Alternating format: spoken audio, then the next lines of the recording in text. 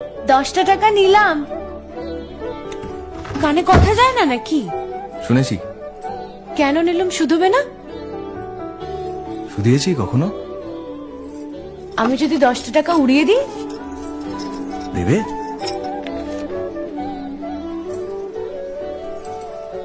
আমি তবে যাই।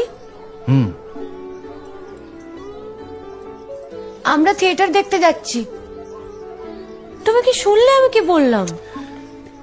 বড় জ্বালাচ্ছ ললিতা।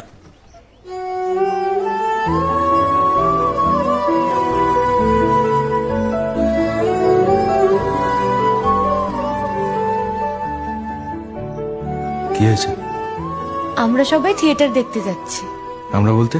আমি, কালী, চারু। চারুকে চেনো?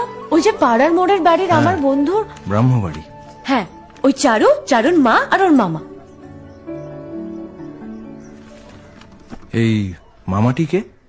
খুড়ের মামা তো ভাই, কিরিন বাবু। সে তো মুঙ্গেরে থাকে, কলকাতায় পড়তে এসেছে। সেখানের কলেজে নাকি আর বেশি পড়ার উপায় নেই, তাই এখানেই ভর্তি হবেন।